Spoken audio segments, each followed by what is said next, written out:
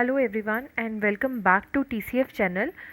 जैसा कि आपको पता है कि प्रतीक भैया सीटेट पेपर 2 की प्रिपरेशन के रिगार्डिंग मैथ्स की टेस्ट सीरीज़ करा चुके हैं और अब वो पेडागॉजी की सीरीज़ लेकर आए हैं। आज मैं भी आपके साथ साइंस सीरीज़ शेयर करूंगी। मेरा नाम सुरभि मित्तल है। वीडियो को शुरू करने से पहले मैं अपने बारे में कुछ आपको बताना चाहती हूँ। 2017 KVS रिक्रूटमेंट में मेरी ऑल इंडिया में 6th रैंक थी और अभी प्रेजेंटली मैं केंद्रीय विद्यालय में ही पोस्टेड हूँ। इस वीडियो को देखने से पहले आप लोग थोड़ा सेल्फ स्टडी पर भी ध्यान दें, ताकि जो बेसिक कॉन्सेप्ट्स हैं आप एक बार NCERTs जो हैं 6 to 8 की उसे पढ़ लीजिए, ताकि आपको जो कॉन्सेप्ट्स हैं वो क्लियर हो जाएं। यहाँ पे जो हम क्वेश्चंस डिस्कस करेंगे उनके कॉन्सेप्ट्स को भी डिस्कस करेंगे, उसके बारे में कौन सी बुक से क्वेश्चन लिया गया है, कौन से चैप्टर से लिया गया है, ये भी हम यहाँ पर देखेंगे। तो चलिए वीडियो को स्टार्ट करते हैं। देखिए, इसमें हमारा पहला क्वेश्चन है, which of the following nutrients are present in milk.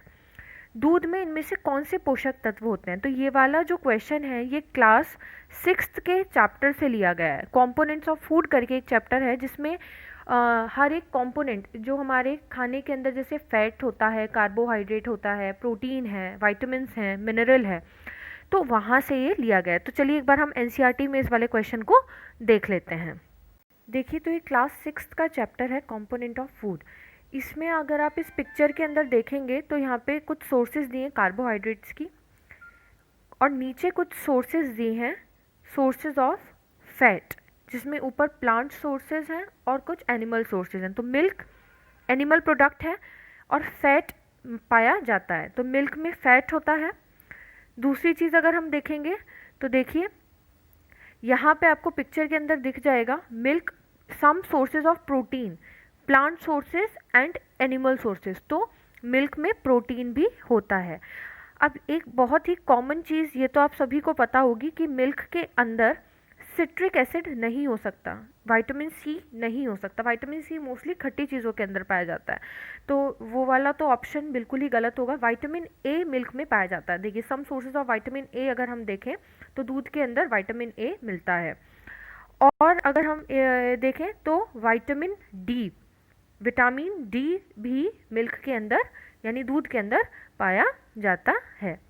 तो अब एक बार इस क्वेश्चन को सॉल्व करेंगे। तो अगर हम ऑप्शंस को देखें तो पहले वाले ऑप्शन में प्रोटीन, विटामिन सी और विटामिन ए, तो विटामिन सी तो बिल्कुल भी दूध के अंदर पाया ही नहीं जा सकता, क्योंकि ये मोस्टली खट्टी चीज़ों में होता है।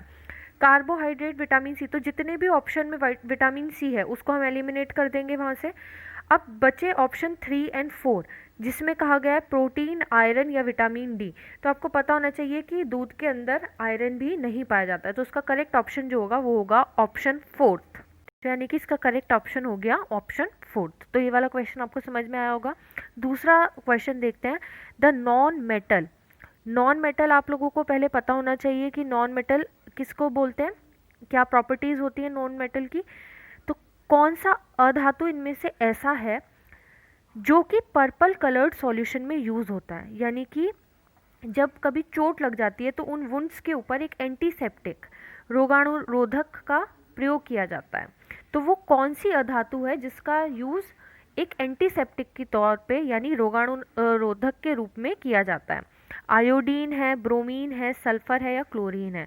तो ये एक कॉन्सेप्चुअल क्वेश्चन है, मतलब डायरेक्ट आपको इसका 1 वर्ड वाला क्वेश्चन है कि आपको ये पता होना चाहिए, और इसका करेक्ट आंसर है आयोडीन। इसका सही उत्तर आएगा फर्स्ट वाला। ये नॉलेज बेस्ड क्वेश्चन है, इसमें कोई आपको ना सॉल्व करना है ना कुछ, डायरेक्ट क्वेश्चन पूछा गया है। इसका सही उत्तर होगा आयोडीन, यानी कि ऑप्शन 1 वाला। अब तीसरा क्वेश्चन पे हम आते हैं। तीसरा क्वेश्चन देखते हैं, which of the following statement regarding air is incorrect. इनमें से कौन सा हवा के बारे में कुछ बातें कही हैं, उनमें से कौन सा कथन सही नहीं है। मृदा में वायु उपस्थित नहीं होती, यानी कि क्या सॉइल के अंदर एयर नहीं होती है।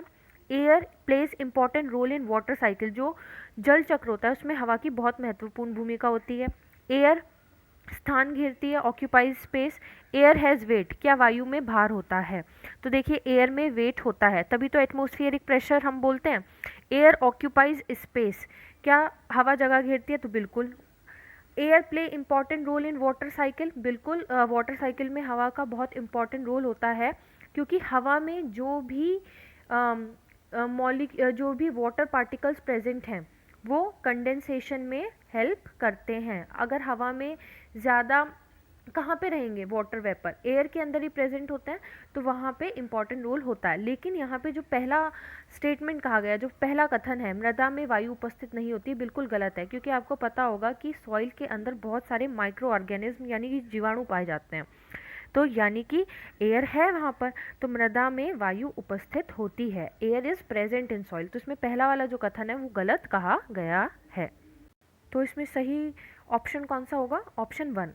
सिंपल बात है कि ऐसा हो ही नहीं सकता कि सॉइल के अंदर एयर ना हो, क्योंकि आप लगा सकते हैं कि जब वहाँ पे माइक्रो ऑर्गेनिज्म हैं जो लिविंग ऑर्गेनिज्म है तो बिना हवा के रह ही नहीं सकते हैं, तो एयर प्रेजेंट है।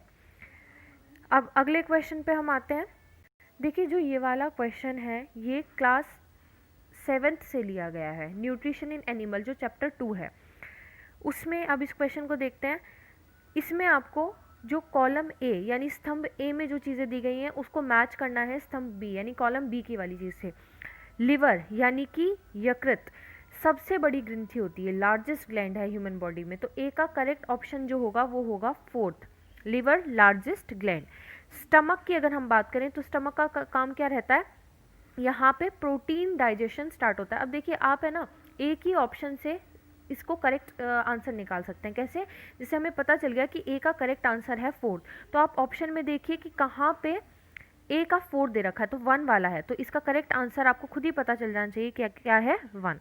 देखिए अब एक बार आप इसे वैसे भी क्वेश्चन को देख लीजिए कि अगर ये अलग तरीके से इस बार पेपर में पूछा जाए तो आपको उनके फंक्शंस पता होने चाहिए कि कौन से ऑर्गन का क्या फंक्शन है। पेनक्रियास को हम बोलते हैं अग्नाशय। अग्नाशय का काम क्या होता है कि हमारे स्टमक में जितने भी डाइजेस्टिव जूसेस हैं, जो भी पाचक रस हैं जो डाइजेशन में हमारी पाचन प्रक्रिया में हेल्प करते हैं, उनको रिलीज़ करना। स्टमक का काम क्या है? यहाँ पे प्रोटीन डाइजेशन होता है। प्रोटीन का पाचन कहाँ पे होता है? स्टमक में। और लीवर क्या है? सबसे बड़ी ग्रंथि है। गॉल ब्लैडर जहाँ पे बाइल जूस यानी कि पित्त रस होता है। पित्त रस कहाँ पे स्टोर रहता है? गॉल ब्लैडर के अंदर। तो इसका ऑप्शन करेक्ट क्या होगा? 1। अब देखिए अगला क्वेश्चन देखते हैं। Which of the following statement about cell is true? Cell के बारे में कौन सा कथन सही है, यानी कोशिका के बारे में कौन सी बात सही कही गई है। तो इस क्वेश्चन को कराने से पहले मैं थोड़ा आपको समझा देती हूँ कि सेल क्या है।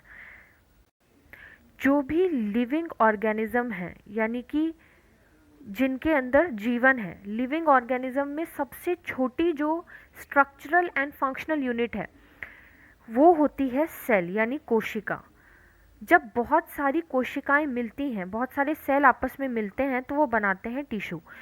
सेल ज़रूरी नहीं है कि वो एक ही शेप का हो, क्योंकि जैसे हमारे नर्व सेल होते हैं उनकी शेप अलग रहती है, हमारे ब्लड सेल हैं उनकी शेप राउंड रहेगी, लेकिन नर्व सेल की शेप इलोंगेटेड कुछ इस तरीके से लंबी शेप रहती है। तो सबकी शेप क्या है? सेल की शेप डिफरेंट हो सकती है। और सेल जब बहुत सारे सेल मिलते हैं तो वो क्या बनाते हैं? टिश्यू। जब बहुत सारे टिश्यू आपस में मिलते हैं तो वो क्या बनाते हैं? ऑर्गन।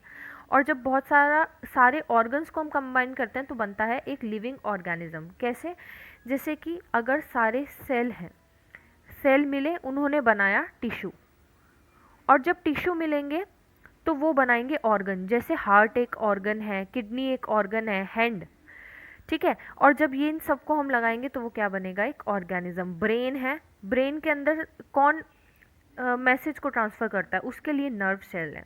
तो हर और ब्लड के अंदर कौन कौन से सेल होते हैं? जैसे रेड ब्लड सेल और वाइट ब्लड सेल, ठीक है। तो ये अलग अलग तरह के सेल हैं, उनकी शेप भी अलग अलग है। अब हम कुछ क्वेश्चन को, उस वाले क्वेश्चन को एक बार डिस्कस कर लेते हैं। देखिए इसमें पूछा गया है कि कौन सा कथन सही है, यानी कि कौन सा स्टेटमेंट सही है। Cells of a tissue have similar structure. तो अगर मैंने अभी एक चीज़ बताई थी कि जब सेल कंबाइन होते हैं तो क्या बनाते हैं? टिश्यू। लेकिन अगर एक टाइप का टिश्यू है तो उसके अंदर सारे सेल्स भी क्या होंगे? सेम टाइप के होंगे। टिश्यू को हिंदी में बोलते हैं उत्तक, ठीक है।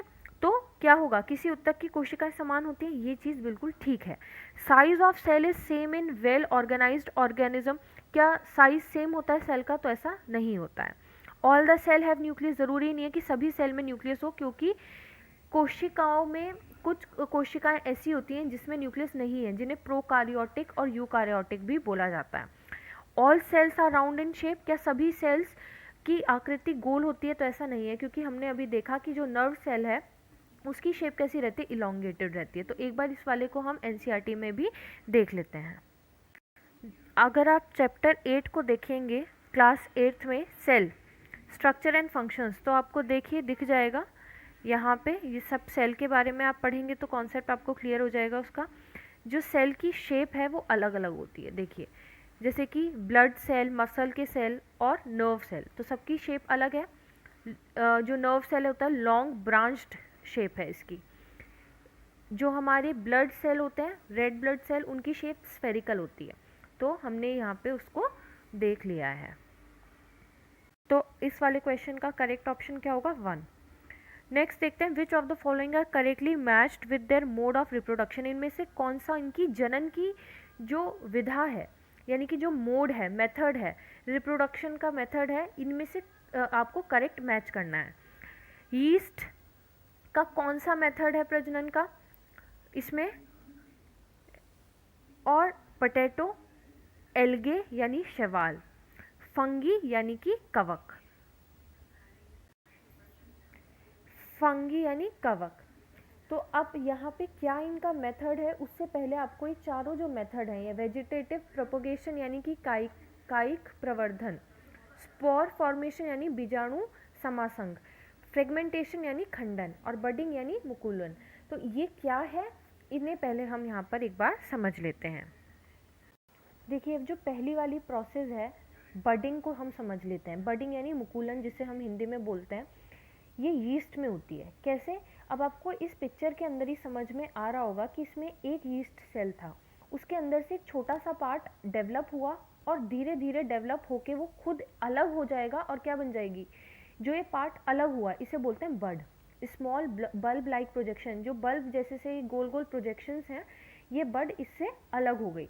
तो बडिंग के अंदर यानी मुकुलन प्रोसेस प्रक्रिया के अंदर क्या होता है, इस प्रोसेस के अंदर कि एक पार्ट मेन ऑर्गेनिज्म से, मेन सेल से क्या होगा? अलग हो जाएगा।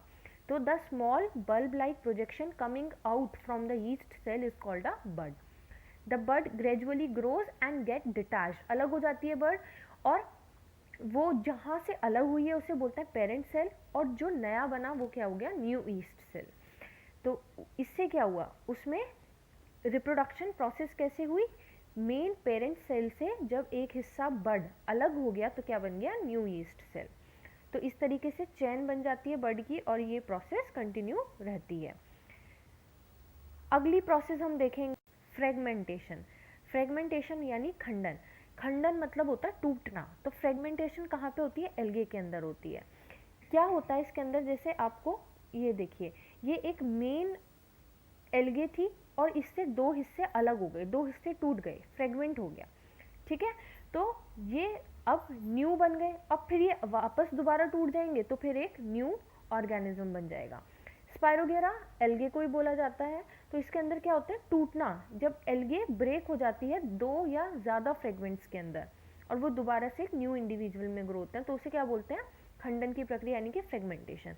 नेक्स्ट होता है स्पोर फॉर्मेशन, ये फंगी के अंदर होता है, ठीक है। स्पोर फॉर्मेशन मॉस या फर्न के अंदर, तो ये आप यहाँ से ये देख लेंगे। और अब बचा पोटैटो। पोटैटो के अंदर होता है वेजिटेटिव प्रोपोगेशन, जब किसी एक पार्ट से, प्लांट के किसी पार्ट से रिप्रोडक्शन हो, चाहे वो लीफ हो या रूट हो, उसके थ्रू रिप्रोडक्शन हो तो वो वेजिटेटिव प्रोपोगेशन कहलाता है। तो अगर हम इस वाले क्वेश्चन को देखें तो ईस्ट ये का फोर्थ वाला आएगा। तो ए का फोर्थ वाला यानी कि फोर्थ ऑप्शन करेक्ट है इसमें। बाकी भी देखिए करेक्ट मैच है। पोटैटो में वेजिटेटिव प्रोपोगेशन यानी कि कायिक प्रवर्धन, एल्गे के अंदर फ्रेगमेंटेशन यानी कि खंडन, और फंगी के अंदर स्पोर फॉर्मेशन होगा।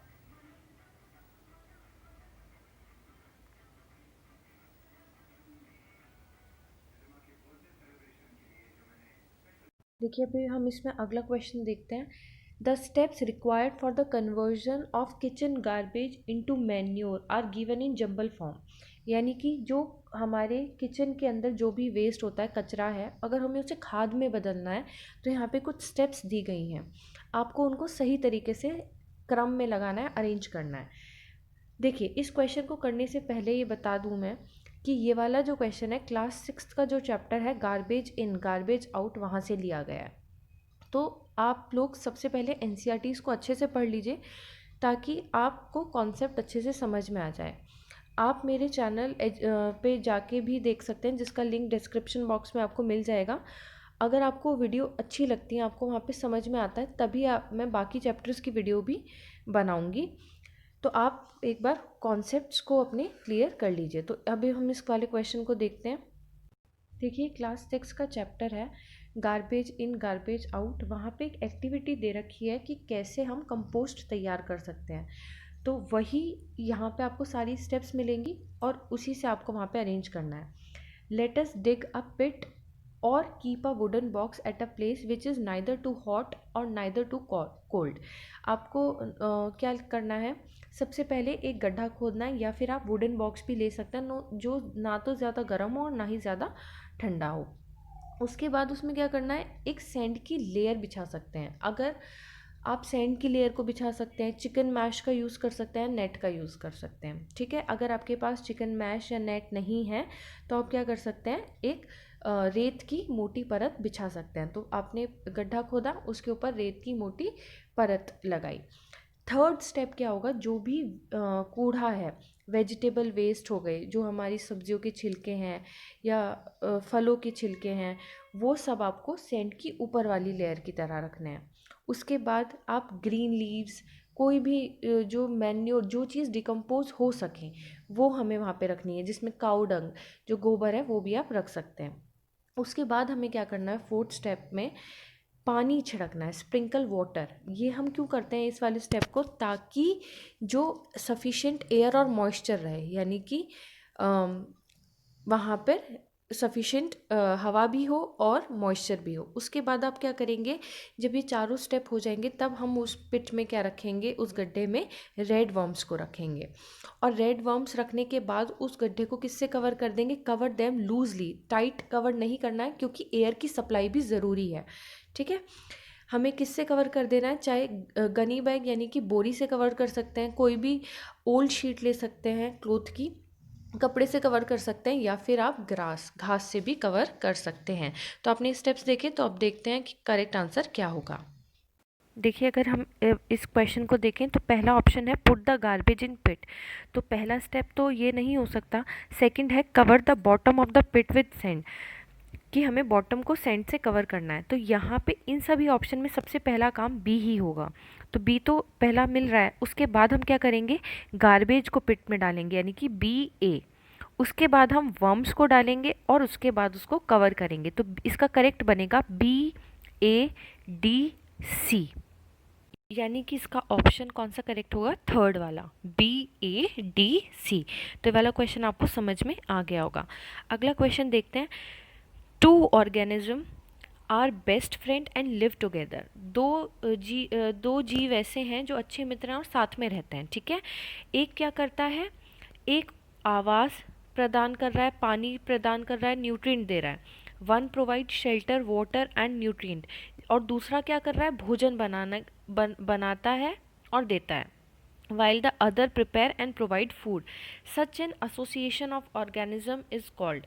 देखिए, जहाँ पे दो ऑर्गेनिज्म साथ में रह रहे हैं और एक दूसरे की हेल्प कर रहे हैं, एक फूड बना रहा है, एक फूड बनाने के लिए जो न्यूट्रिएंट चाहिए, वाटर चाहिए, ठीक है, वो प्रोवाइड कर रहा है। तो ये कौन सा न्यूट्रिशन है, कौन सा मोड है न्यूट्रिशन का, तो ये क्लास 7th का चैप्टर है, फर्स्ट वाला ही, न्यूट्रिशन इन प्लांट।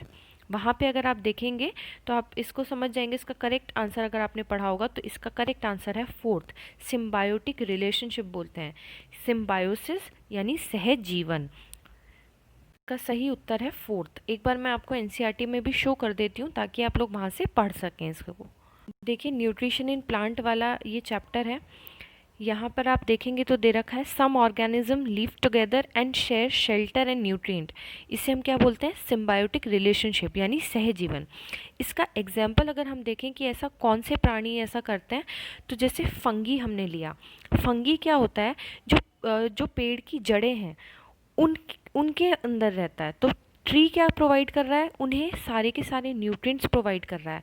और फंगी बदले में क्या हेल्प कर रहा है, fungi and in return receive help from it to take a water and nutrients from the soil.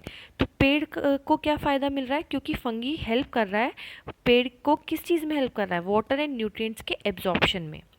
ठीक है, पेड़ खाना प्रोवाइड कर रहा है फंगी को, और फंगी क्या कर रहा है, वाटर एंड न्यूट्रिएंट्स भी प्रोवाइड कर रहा है। अगर सेकेंड एग्जाम्पल हम देखें तो है लाइकेन। लाइकेन के अंदर कौन सी दो चीज़ें आती हैं, एक एल्गे और एक फंगस, ये दोनों आपस में साथ में रहते हैं। और क्या है, इनमें से क्लोरोफिल कंटेनिंग पार्टनर कौन है, जो क्लोरोफिल है किसके अंदर है, एल्गे के अंदर है। तो खाना बनाने में कौन हेल्प कर रहा है, एल्गे। एल्गे फूड प्रिपेयर करेगा, और उसको न्यूट्रिएंट्स प्रोवाइड करने में कौन हेल्प करेगा, फंगी। तो आपने दो एग्जाम्पल देखे सिम्बायोटिक रिलेशनशिप में, tree and fungi. Second example है एल्गे एंड फंगी। अगला क्वेश्चन है, in the alimentary canal the swallowed food moves downward because. जो हमारी खाने की नली होती है, पाचन नली, उसमें खाना नीचे की ओर कैसे जाता है, पेट में खाना पहुंचा लेकिन वो कैसे पहुंचा। तो इसमें ऑप्शन है, ग्रास नली यानी कि जो फूड पाइप है की भित्ति की पेशिकाएं संकुचन करती हैं, यानी कि जो मसल्स हैं फूड पाइप में वो बार बार कॉन्ट्रैक्ट एक्सपेंड करती हैं, और उस मूवमेंट की वजह से खाना नीचे जाता है।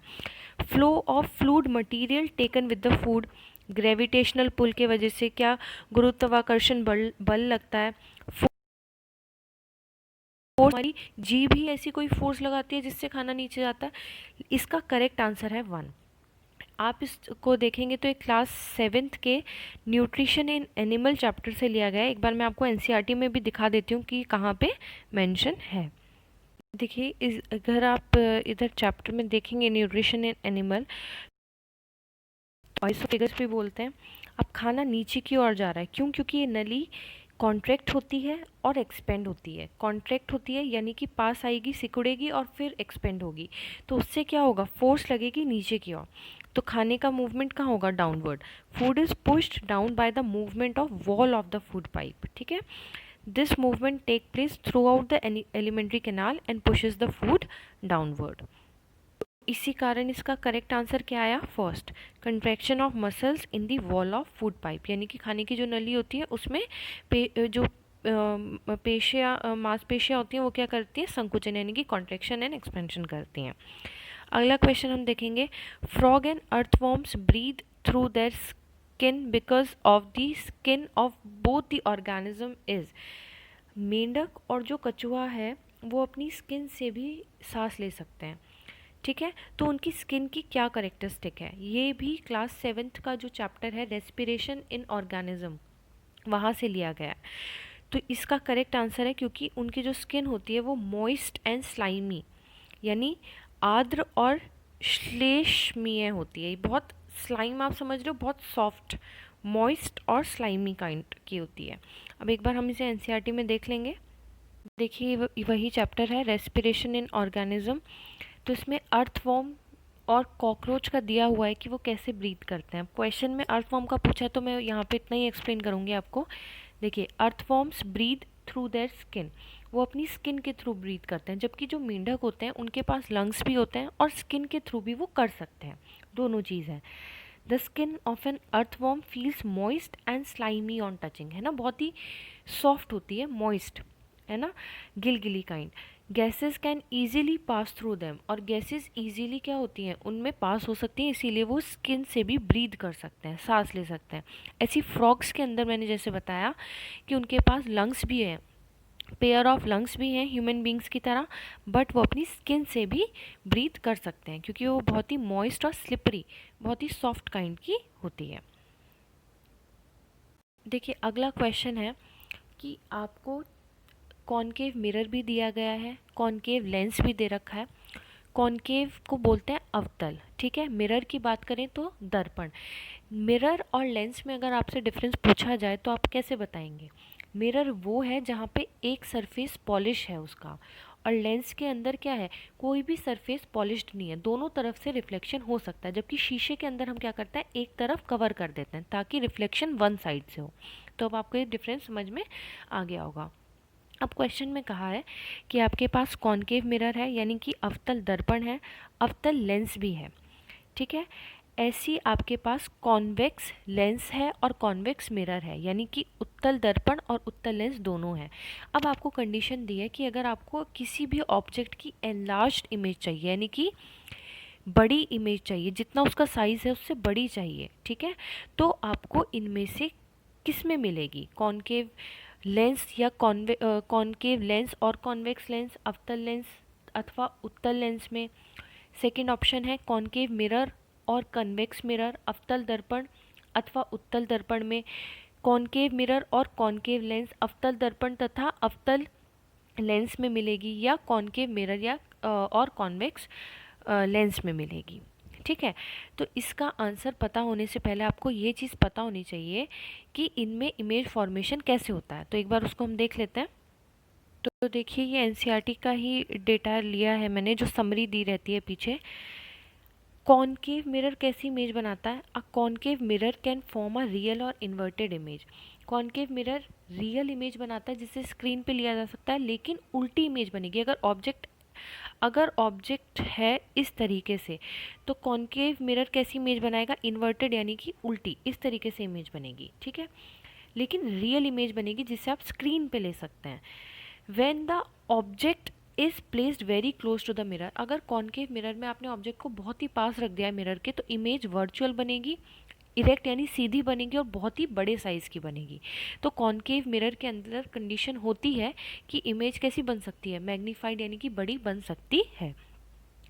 अब हम कॉन्वेक्स मिरर की बात करते हैं। कॉन्वेक्स मिरर में इमेज वर्चुअल, इरेक्ट और स्मॉल बनेगी साइज़ में, जबकि हमें क्वेश्चन के अंदर क्या पूछा है कि आपको मैग्नीफाइड यानी कि बड़ी इमेज चाहिए।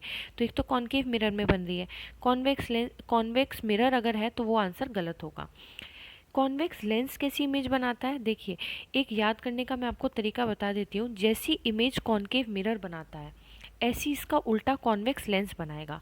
यानी कि अगर कॉनकेव मिरर रियल और इन्वर्टेड इमेज बना रहा है, तो आप कॉन्वेक्स लेंस को अगर देखेंगे, देखिए कॉन्वेक्स लेंस भी कैसी बनाएगा? रियल एंड इन्वर्टेड ही बनाएगा। तो कॉनकेव मिरर और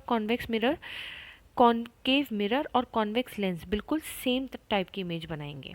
When the object is placed very close to the lens, the image formed is virtual, erect and magnified. ऐसा ही कॉनकेव मिरर के केस में था।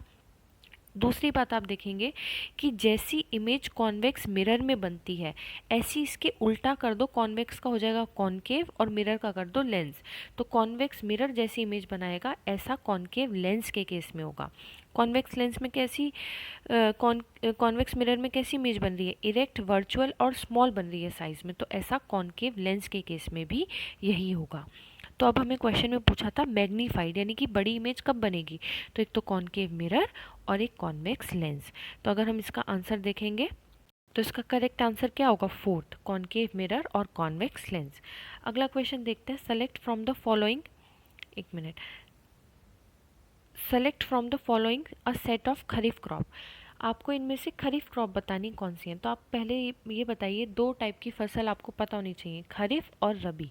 खरीफ क्रॉप वो होती हैं जिन्हें रेनी सीजन में बोया जाता है, यानी बारिश के मौसम में, जून से सितंबर। और रबी क्रॉप वो होती हैं जिन्हें विंटर सीजन में बोया जाता है। तो एक बार इसको हम देखेंगे। 8th क्लास के first chapter crop production and management से क्वेश्चन लिया गया है। तो देखिए यहाँ पे हम देखते हैं, the crops which are sown in the rainy season are called kharif crop. जिन्हें बरसात के मौसम में बोया जाता है वो खरीफ क्रॉप कहलाती हैं। और बरसात का मौसम कब से कब होता है? जून से सितंबर। तो इसमें कौन कौन सी क्रॉप्स आती हैं? पैडी यानी चावल, मेज़, सोयाबीन, ग्राउंडनट, कॉटन। तो हमसे क्वेश्चन में यही पूछा था कि खरीफ क्रॉप कौन सी है। तो अब हम यहाँ पे एक बार इसको चेक, ऐसा कौन से ऑप्शन में दिया गया है? ऑप्शन नंबर 2 के अंदर, पैडी, मेज़, कॉटन, सोयाबीन, धान, मक्का, कपास और सोयाबीन। तो इसका ऑप्शन करेक्ट क्या होगा? 2। ठीक है, ये क्वेश्चन आपको समझ में आए होंगे। आज हमने जितने क्वेश्चन करे, आज के लिए इतना ही सीरीज़ में। आप लोग एनसीईआरटीज़ को अच्छे से रीड करिए और टीसीएफ चैनल को सब्सक्राइब करिए, वीडियो को लाइक करिए। अगर आपको वीडियो पसंद आती है तो उसको लाइक करिए। और अगर आपको कॉन्सेप्ट नहीं समझ में आ रहे हैं चैप्टर के, तो आप मेरे चैनल पे भी विज़िट कर सकते हैं और वहाँ से चैप्टर को देख सकते हैं, क्योंकि मैंने वहाँ पे 6 से लेकर 8 तक मैं उन चैप्टर्स को कवर कराऊँगी। Thank you everyone.